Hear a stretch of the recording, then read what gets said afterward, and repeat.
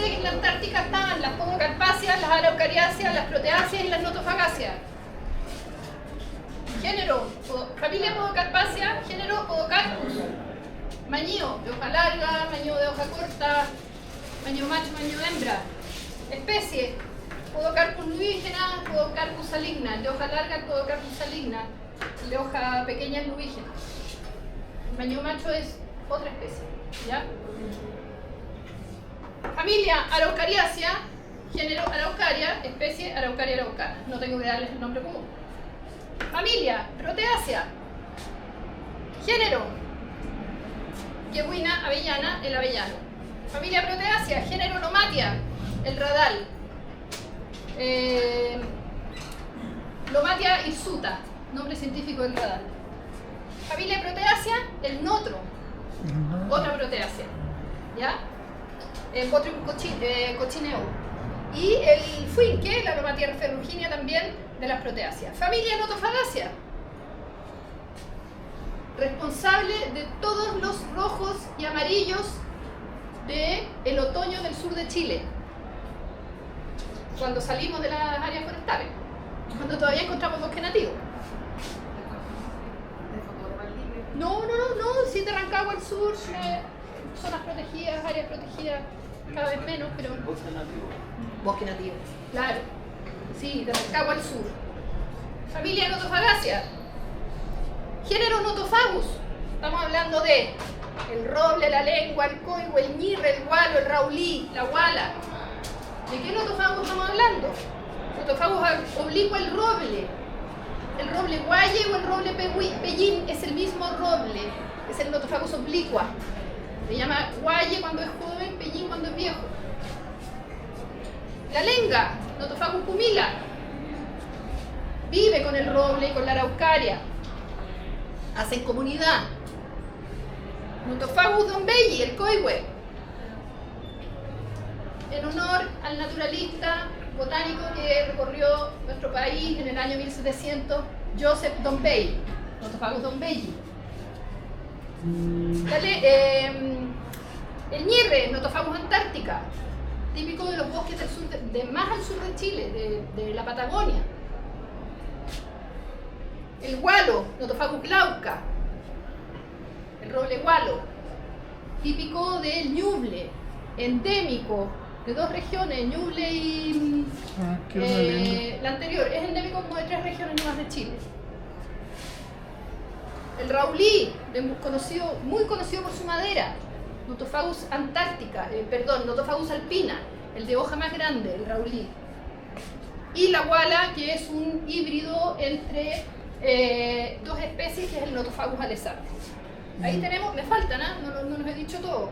1, 2, 3, 4, 5, 6, 7. Me faltan 2 coihue. El coihue de Magallanes, que es el Notofagus betuloides, y el coihue de Chiloé, que es el Notofagus dombelli, betuloides, y se me fue el tercer Notofagus. Profe, ¿y el arrayán qué es? El arrayán es una mirtácea. Mirtácea. Que hablábamos recién. De la familia de los mirtos. ¿Ya? El género del arrayán es... hay varios géneros, pero el más conocido es... con tanto nombre se me mezclan. Ya, pero eso no es como uno de los que existían hace 40 años. Son estos que están acá. No sé, los arrayanes, no sé. Luma apiculata. Luma apiculata es el arrayán de los troncos rojos que se ven en el sur. Acá, en la zona central, vemos la Luma chequén.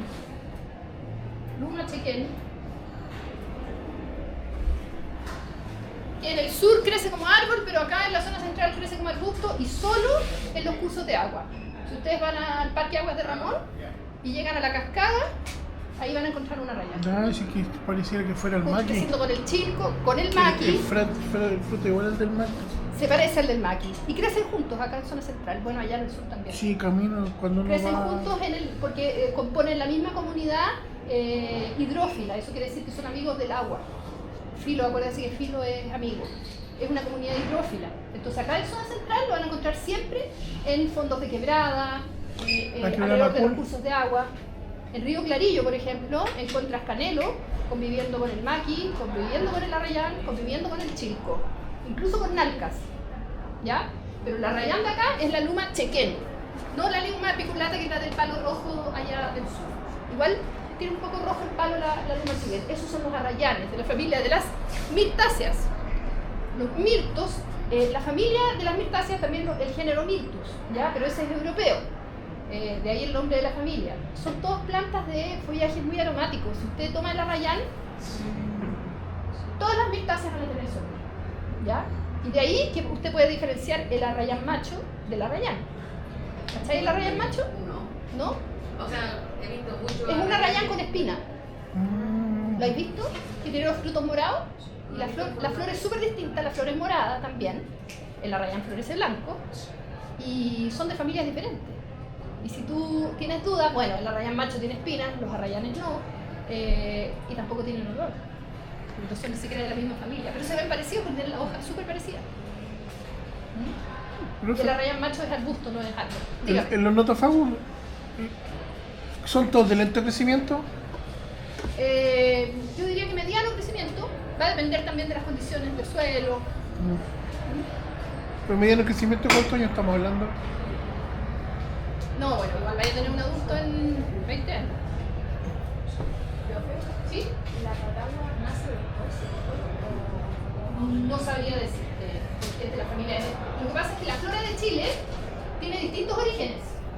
Tiene un origen que es gondwánico, que es cuando los continentes estaban unidos. Por ejemplo, la familia Ainotophagus, estos son gondwánicos. Fíjense que estaban presentes hace 40 millones de años en la Antártica. La Antártica estaba pegada a Australia y a la India, y a Nueva Zelanda. Hay notofagus en Australia, hay notofagus en Nueva Zelanda. ¿Ya? Por eso nosotros también en nuestros bosques tenemos marsupiales, ¿sabían? La yaca, el monito del monte, la comadrejita trompuda, provienen de esta época, de estos bosques.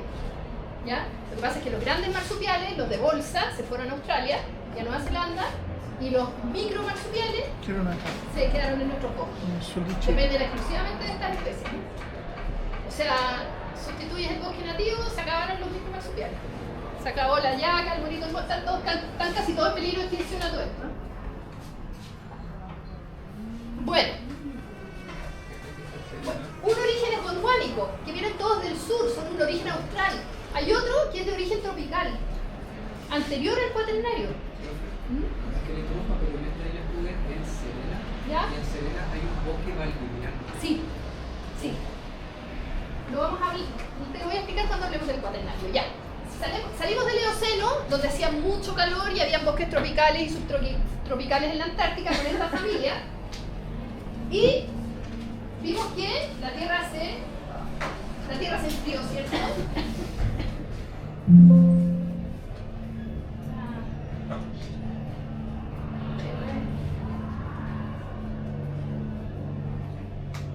Vamos a llegar al máximo glacial de la última glaciación, que fue hace 20.000 años atrás. Acuérdense que el Sapiens apareció hace 200.000 años. Aquí está el máximo glacial, 20.000 años atrás. Los hielos llegaban a la zona central de Chile. Aquí teníamos bosques valdivianos. Acá, en la zona central, habían robles, habían coihues, habían coníferas. O sea, los bosques que hoy día están en Valdivia y en Puerto Montt estaban acá en la zona central. ¿Ya? Luego, bueno, tenemos la última era del hielo y estas glaciaciones e interglaciaciones que avanzaron y retrocedieron y dieron la forma a nuestro territorio. ¿Ya? ¿Qué pasó con el bosque valdiviano? Porque hay un bosque valdiviano en La Serena. ¿Ustedes sabían eso? Parque Nacional Fray Jorge. Hay un bosque valdiviano en La Serena, ¿lo visitaste? Sí. Es impresionante. Está en Valdivia, en Serena. O sea, dais un paso y estáis en el desierto lleno de cactácea, dais un paso y estáis en un bosque húmedo con copihue. Sí. Es literal, así. Sales del bosque y estáis en el desierto. Entras al bosque y estáis en Valdivia. Musgos en los troncos de los árboles. Oye, la diferencia es uno entra al parque y ya está Sí. en Valdivia. ¿Cómo se llama? Parque Nacional Fray Jorge. Eso es un bosque relicto. Un relicto es algo que de otra época, ¿ya? ¿Como los cerros Gilina? No, son islas, pero no son como los cerros. Son relictos. Los relictos son testigos de otros climas, de otros tiempos. Pasó que en el Cuaternario teníamos bosques siempre verdes hasta muy al norte, ¿ya? Pasado la Serena. Los hielos retrocedieron, el clima cambió, pero en algunos lugares quedaron las condiciones ambientales para que esos bosques se mantuvieran. Porque junto con el retroceso de los hielos también retrocedieron los bosques. Y cambió la vegetación. Pero en Talinay y en Fray Jorge quedó el bosque, dependiendo de las neblinas costeras. Son las neblinas las que mantienen esos bosques, exclusivamente. Ahora, esos bosques están destinados a la extinción. Sí. Porque, bueno, se está calentando más el clima. Pasa lo mismo con el roble de Santiago. Me faltó ponerlo acá. El Notofagus macrocarpa. La próxima semana quiero ir a La Campana, voy a ir a revisar el sendero al que los quiero llevar, porque si logramos ir a La Campana, van a conocer el Notofagus macrocarpa. Cuaternario. Retrocedieron los hielos, aquí habían robles. En la zona central habían bosques de robles y de coníferas, bosques de Notofagus y de coníferas. Retrocedieron los hielos, retrocedieron las comunidades vegetacionales húmedas y frías, y de nuevo, en algunos lugares donde se mantuvieron las condiciones ambientales, quedaron los robles ahí. Ese es el roble de Santiago, el roble que vive más al norte, Notofagus macrocarpa. ¿Dónde viven? En las alturas de los cerros. Endémico de la sexta, la quinta y la región metropolitana. Solo en esas regiones encontramos Notofagus macrocarpa, roble de Santiago, que se pone rojo en invierno. Por eso, Notofagus macrocarpa. Por eso los quiero llevar en mayo para que podamos ver los bosques de roble. ¿Ah? Roble blanco o roble de Santiago. Los quiero llevar a La Campana en mayo para que veamos el bosque de robles de Santiago, ¿ya? Pero no estoy segura todavía, porque no conozco el sendero, voy a ir a hacerlo primero para ver si es factible o no. Tiene que ser un sendero corto, tiene que tener varias cualidades.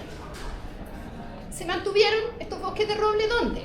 Parque Nacional La Campana, en la zona sur del bosque del Cerro La Campana. Tienes que caminar como, bueno, dependiendo de tu estado físico, 1 o 2 horas para llegar al bosque de roble. No, es que yo los quiero llevar a otro lado donde vamos a ver de lejos los robles. Por eso hay que verlos en otoño. Porque es bien impresionante, ves el bosque siempre verde y ves el bosque caducifolio en otoño. Entonces ves el bosque rojo. ¿Ya? ¿Dónde más hay? En Caleu, en el Cerro del Roble, que le da, en el fondo el Cerro del Roble se llama así por el roble de Santiago, y en Altos de Cantillana, que ahí ya tienes que caminar bastante más, por lo menos, no sé, unas 6 horas para llegar, 4, dependiendo de cómo esté la máquina. 4, 5, 6, 7 horas para llegar a esos robles, ¿ya? Esos son bosques relictos, que quedaron ahí porque las condiciones ambientales les permitieron, pero no son propios de nuestro clima, ¿ok? Bien, entonces estábamos en la familia humana, ¿no? Y nos empezamos a poner de acuerdo, empezamos a colaborar, y para colaborar tú tienes que convencer al otro, y así se inventaron los relatos y se inventó el lenguaje. Y este relato estaba basado en las maravillas y los misterios de la naturaleza.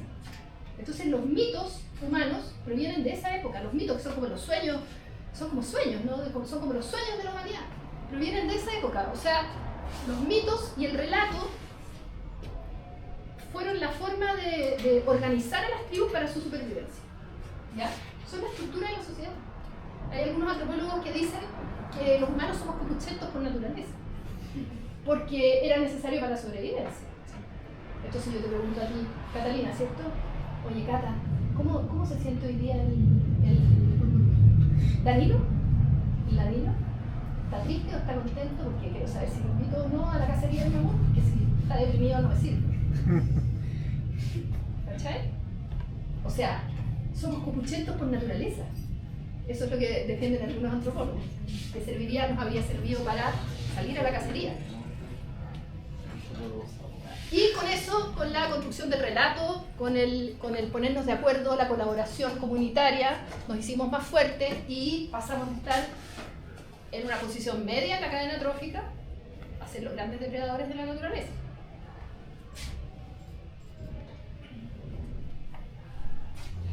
Y entre 25.000 y 16.000 años llegó nuestra especie a América. ¿Ya? Colonizamos América y, bueno, donde iban avanzando las tribus de sapiens, se iba extinguiendo la megafauna.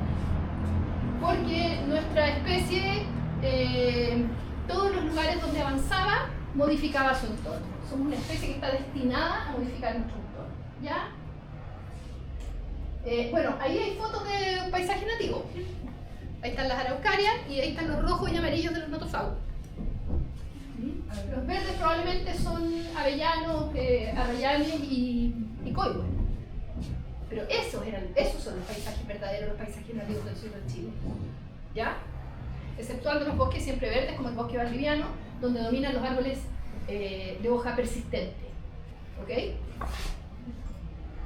Y esta es la megafauna que se extinguió, toda la megafauna americana. Y bueno, hace 12.000 años que se inventa la agricultura y la tierra es un ser vivo con espíritu, ¿ya? La naturaleza tiene distintos nombres según su cultura: la Pachamama para las tribus andinas, Tonatzin para las tribus aztecas, y existe una conexión espiritual con la naturaleza. Cultivar la agricultura no era solo un acto de sobrevivencia, sino que era un acto de veneración, ¿ya? De respeto y de supervivencia. Luego, todos saben lo que pasó, llegó la colonización y nos saltamos varios años y llegamos a la revolución industrial. Hay algunos que dicen que la revolución industrial empezó con los inicios del fuego, con el descubrimiento del fuego, pero ya. Pongámonos de acuerdo que la revolución industrial empezó alrededor de el 1900, ¿ya? 1850 en adelante. Y la contaminación empieza a ser vista como un signo de desarrollo, ¿ya? Y los recursos naturales como bienes y servicios infinitos. Claro, eran pocos sobre el planeta en esa época, ¿ya? Sin considerar que nosotros somos parte de la naturaleza y que en realidad ese daño y esa contaminación era un daño que nos hacíamos a nosotros mismos. Se duplicaron y se triplicaron los gases de efecto invernadero, principalmente el dióxido de carbono. Y empezó el efecto invernadero. ¿Ustedes entienden lo que es el efecto invernadero? ¿Quién me lo explica? Por causa de los gases de efecto invernadero, el CO2 y otros hacen que la radiación del sol o el calor no escape hacia el universo. Claro, hay algunos gases que calientan más la atmósfera que otros. El vapor calienta la atmósfera, el dióxido de carbono, el metano es un potentísimo gas de efecto invernadero. De hecho, por eso ocurrió la primera gran glaciación, porque el metano desapareció, se oxidó. Y bueno, son los gases que se empezaron a producir con la industrialización y se cree que la temperatura ya ha aumentado un 0,85 grados y las metas actuales son de detener un aumento de 3 grados promedio. Uno dice, son 3 grados, ¿qué tanto? Si en la mañana había 17 grados y ahora en la tarde van a 27. Es una temperatura promedio en el planeta, ¿ya? Entonces es mucho. No son los grados del día, no es una variación diaria, es una variación promedio a nivel planetario. Para eso el cambio climático tiene que ser mucho, muy fuerte. No, eso no es. ¿Ya? Acá hay una gráfica de 100 años, de 1910 al 2010, donde se ve claramente que alrededor del año 70, pasadito el 70 ya empieza a enfriarse mucho la temperatura. ¿Qué año nacieron ustedes? ¿No habían nacido todavía ustedes? Yo nací por aquí, por ahí nací, el 75, hagan sus cálculos. Cuando yo era chica, cuando tenía 15 años, tenía que pasar 4 horas al sol y quedaba blanca. No me quemaba. Nos poníamos Coca-Cola, nos poníamos tomates, nos poníamos aceite de cocina para poder agarrar un poco de color. Ahora no puedo salir de la casa sin bloqueador solar. Así es como ha cambiado el clima. Y aquí podemos ver el aumento del CO2 en partes por millón y el aumento de la temperatura. Fíjense, en 1000 años, ¿cuándo empiezan los aumentos? Del 1900 en adelante. Y el aumento es exponencial. Pasó lo mismo con la producción de plástico. Se disparó desde la revolución industrial, generando una contaminación en niveles que nosotros no alcanzamos a ver. Hoy día se sabe que tenemos microplásticos en nuestros organismos. Las placentas se están encontrando microplásticos en las placentas de los bebés recién nacidos. Estamos súper contaminados de plástico. Y tenemos problemas de industrias sin estándares que protegen la naturaleza, ¿ya? Todos necesitamos la industria, todos necesitamos la minería, todos necesitamos las madereras, todos necesitamos la agricultura, ¿cierto? O sea, el papel se produce de las forestales, los celulares no podrían suceder si no fuera porque existen las mineras, ¿ya? O sea, no se trata de negar lo innegable, pero tiene que tener estándares ambientales para no tener problemas de deforestación indiscriminada, sustitución de hábitat, etc. ¿Ya? Entonces el tema es cómo se hace, no dejar de hacerlo, sino el cómo se hace. Por eso son tan importantes las regulaciones ambientales, los permisos de evaluación, las áreas protegidas del Estado, etcétera, etcétera. Bien. Dicho eso, hecho como ese pequeño resumen de la formación de nuestra tierra, la próxima semana vamos a hablar de la formación de nuestro territorio. Vamos a preguntarnos hoy día, ¿qué entiendo por paisaje? ¿Qué entienden ustedes por paisaje? Algo sin intervención humana. ¿Ya? ¿Algo sin intervención humana? ¿Alguien más quiere decir algo? A ver, yo la semana pasada les expliqué que yo soy arquitecto del paisaje, por eso no puedo dejar de tratar el tema. El paisaje es un concepto muy complejo, que tiene muchas definiciones. Va a depender de la mirada, y la mirada depende de tu cultura, depende de tu disciplina, la definición que tú des, ¿ya? Entonces, no tengan miedo a dar una definición diferente a la que dio su compañero, Danilo, ¿cierto? Ya. ¿Alguien más quiere atreverse con una definición de paisaje? Un conjunto de especies que interactúan entre sí. Muy bien, ¿ya? Voy a decir algo parecido como comunidades vegetacionales. Ya, comunidades vegetacionales, un paisaje no intervenido, conjunto de especies que interactúan entre sí. ¿Alguien más quiere proponer alguna más contenido a esta definición? Aunque si no puede ser intervenido por personas, si hay paisajistas. Ya, bien. Si hay paisajistas, quiere decir que pueden haber paisajes intervenidos. Muy bien. Algo visual, lo que se ve. Lo que se ve. Río. Muy bien. Lo que se ve, ¿cuál es tu nombre? Constancia. Constancia, tocaya. ¿Cuál es tu nombre? Tania. Tania. Ya. ¿Alguien más quiere decir algo? Bueno, vamos a ver la definición de paisaje en 4 enfoques. El paisaje artístico, los primeros paisajistas eran artistas. ¿Ya? Los paisajistas de ahora, algunos son artistas, otros no tanto. El paisaje también como el escenario de la actividad humana. ¿Ya? Porque somos animales, somos especies, también somos parte del paisaje. El paisaje simbólico. ¿Qué será eso del paisaje simbólico? Lo que significa. O sea, el paisaje puede tener un significado. Y el paisaje ecológico o geográfico, que va a ser el tema que nos va a convocar a nosotros durante todo el semestre. ¿Ya? Pero es bueno tener claros esos conceptos. Bueno, el paisaje artístico es el paisaje que se puede representar por un artista, ¿no? Esta extensión de terreno considerada en su aspecto artístico. Aquí tenemos varios paisajes de Chile pintados por distintos artistas. Fíjense, esa es la laguna de Apuleo.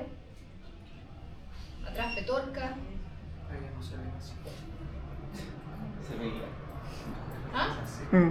Se veían así. Claro. Ahí tenemos unas palmas chilenas. Aquí tenemos un paisaje un poco más intervenido, porque puede que algunos de ustedes no sepan, pero esos álamos que están ahí no son nativos. ¿Ya?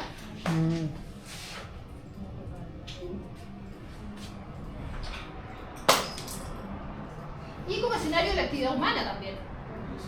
Esa foto que tienen ustedes ahí, que probablemente es familiar para todos, también es un paisaje. ¿Qué cerros tenemos al fondo?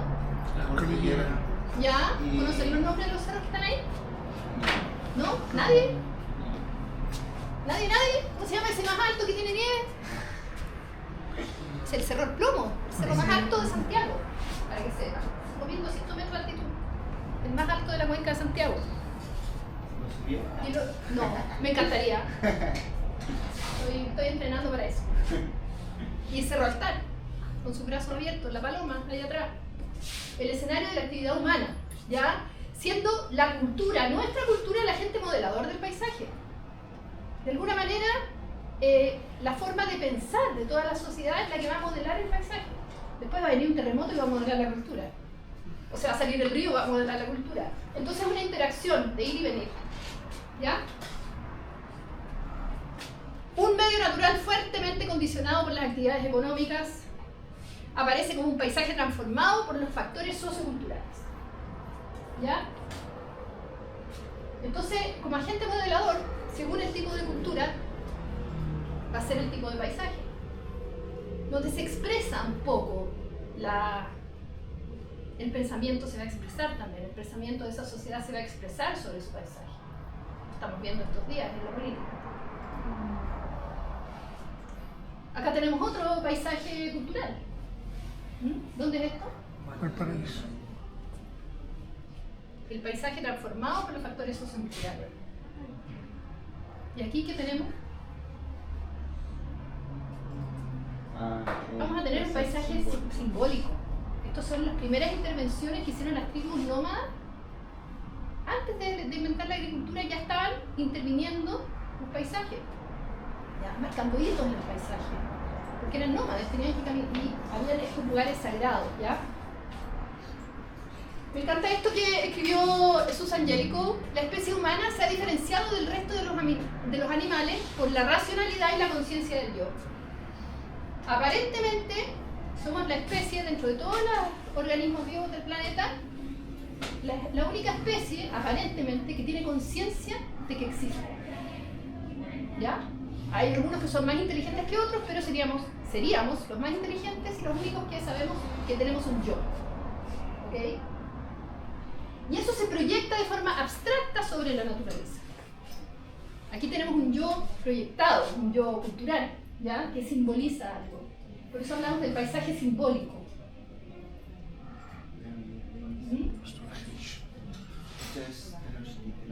Aquí tenemos, sí, esto es hielo, bueno, esto es, sí, Perú, Giza. Egipto, obviamente. Stonehenge. Esto es Stonehenge, muy bien. Eso es Tenochtitlán, bien, o la Guerra de la Galaxia. Esto es Teotihuacán y Rapa Nui. ¿Ya? Históricamente, los pueblos originarios han modificado su paisaje de una u otra manera. ¿Cómo se llama este antropólogo que acaba de morir bien viejito? Que hablaba sobre el por qué los mapuches no habían construido pirámides. Sí, lo vi el reportaje de este viejito, súper viejito. Bueno, decía que los mapuches no habían construido pirámides porque ellos tenían el paraíso en la tierra. Adoraban la tierra. La tierra era su... Gastón Sublet, gracias. Filósofo, gracias, Gastón Sublet. Decía que los mapuches tenían el paraíso en la tierra, no necesitaban construir monumentos. Porque la tierra le daba todo lo que necesita. Exacto. Entonces, revisemos de nuevo esta racionalidad y la conciencia del yo que se proyecta de forma abstracta. ¿Entienden ustedes lo que es una abstracción? Valdivia. ¿Qué es una abstracción? Arte abstracto, que es una... Por ejemplo, en el paisajismo es como cuando se asocian, por ejemplo, la figura de un árbol como a otra figura, ¿no? Muy bien, muy bien. Es como la abstracción va a ser una simplificación de una idea. ¿Ya? La reducción de una idea eliminando todos los detalles para enfocarse en lo esencial de un objeto. Entonces miren acá, este cuadro que me parece genial, cómo el artista hizo primero, se fue al campo y hizo un croquis de la vaca. Luego hizo, ese croquis lo convirtió en un croquis un poco más abstracto, en una forma más cubista. Después le puso color y después lo transformó en esto. ¿Ven a la vaca aquí? Esta es la lengua de la vaca, este es el hocico de la vaca, este es el cuello, este es el cuerpo, la guata, la cola. Esta es la misma vaca que ella, pero es una abstracción de la vaca. ¿Ya? Y así como los humanos empezamos a proyectar nuestras ideas y nuestros símbolos en el arte y en el paisaje. ¿Ya? Y nuestra forma de pensar también se proyecta. Simplificando experiencias complejas nace la creación de símbolos y conceptos generales que facilitan la comprensión y la cohesión social. O sea, esta abstracción ocurre desde los inicios de la humanidad. Y el Homo sapiens, la especie simbólica, está destinada a salir de su estado animal y ha de crear en su entorno un ambiente que no es más que la proyección de sus propias ideas sobre la naturaleza. ¿Qué tenemos ahí? ¿Qué paisaje es ese? Valdivia. ¿Ah? Chiloé, ya, un paisaje cultural, ¿cierto? Que se adapta igual a su paisaje. Chao. Así se ve. ¿Es el Monte Castro? Sí, sí. Sí. Así es ahora. Entonces, efectivamente, Pongan un antes. nuestro... Ahí está con neblina. Yo lo borré con neblina nomás, pero así es. Para ver cómo era antes. Entonces, es una proyección, nosotros proyectamos, la cultura y la sociedad proyecta sus ideas sobre el paisaje. Y lo estamos viendo lamentablemente de forma dramática estos últimos días. Oye, me perdí todo eso. Y no solo en nuestro país, sino que en todo el planeta. Ni hablar de las guerras que están ocurriendo en Medio Oriente, donde ni las vidas humanas valen algo. Ah, en No vamos a hablar de naturaleza. San Cuando Antonio la vida pasó lo humana mismo. no tiene ningún valor. Pero nosotros no pensamos así. Nosotros valoramos la naturaleza y por eso nos preocupamos de ella. Y por eso vamos a hablar del paisaje ecológico. Porque es lo que nos convoca y nosotros somos profesionales del medio ambiente y tenemos que tener una responsabilidad frente a nuestra disciplina. Vamos a guardar celulares, por favor, jóvenes. Entonces, ¿cuál sería la definición del paisaje ecológico, ya que hemos visto distintos temas de paisaje? Elaboren ahora ustedes una definición de paisaje ecológico. Se adelantaron, lo dijeron antes. ¿Ya? El hombre o muy poco intervenido para recuperar. Es difícil encontrar paisajes no intervenidos hoy en día, ¿no? Va a ser un complejo de interrelaciones, como muy bien dijo Tania, o ¿cómo te llamas tú que estás al lado de Tania? Carolina, no sé cuál de las dos dijo que era un paisaje donde ocurrían interrelaciones e interdependencias, derivadas de la interacción de rocas, agua, aire, plantas y animales. ¿Ya? O sea, el paisaje va a estar compuesto por los sistemas naturales que lo configuran. Y ahora viene la pregunta, ¿qué es un ecosistema? Concepto del cual se habla tanto, pero ¿qué es realmente un ecosistema? Hablemos ya, empecemos a meternos en materia. Es donde ocurre una simbiosis entre diferentes tipos de especies vivas. Ya, vamos a hablar más que de simbiosis, porque simbiosis es un concepto muy específico, ya, Una interacción, una dependencia. Interacción e interdependencia, ya. Antes que nada, el ecosistema es un complejo conductor de energía, ya. Nuestro planeta Tierra es un ecosistema en sí mismo. ¿Y de dónde saca la energía Del nuestro sol. planeta? Del sol. Toda la energía de nuestro planeta proviene del sol, ¿ya? Incluso la energía que usted tiene para levantarse en la mañana. ¿Cuál? La que tiene para llegar a la hora a mi clase. Deme, Se va a quedar ausente. deme dos. ¿Ya? Entonces, va a ser un sistema compuesto por los seres vivos y su ambiente. ¿Por qué tengo un volcán explotando y un cervatillo? Porque tienen que interaccionar e interdepender los elementos bióticos y los abióticos. ¿Entienden biótico y abiótico? Los abióticos, lo que no tiene vida. O sea, ¿cuáles serían los componentes abióticos de un ecosistema? Volcanes, sol, viento, ¿qué más? ¿Ah? Agua, clima, ¿qué más? Temperatura, minerales, roca, luz, suelo, ¿ya? Y los seres vivos. Esta energía va a tener un movimiento dentro del ecosistema que se va a organizar en organismos descomponedores, productores, consumidores primarios, secundarios, terciarios y descomponedores. ¿Ya? Y así se va a mover la energía dentro del sistema. Entra la energía como luz y los productores van a ser los que hacen la fotosíntesis. Si la energía que lo mueve a usted en la mañana no es más que el azúcar que produjo una planta un día dentro de su cloroplasto, con la fórmula que vimos recién. Presencia de agua, de CO2 y de luz solar. Se genera la molécula de azúcar y la molécula de oxígeno. Eso es como un milagro. Yo no soy muy creyente, pero lo encuentro milagroso. Esta fotosíntesis va a transformar la energía solar en energía química al interior de las células, ¿cierto? Y los herbívoros la van a tomar para transformarla en proteínas animales. Yo fui vegetariana por 30 años, ya no soy vegetariana, porque estoy como viejita, necesito las proteínas animales. Pero estos gallos son herbívoros, ¿ya? ¿Y qué pasa después? ¿Cómo se mueve la energía en el ecosistema?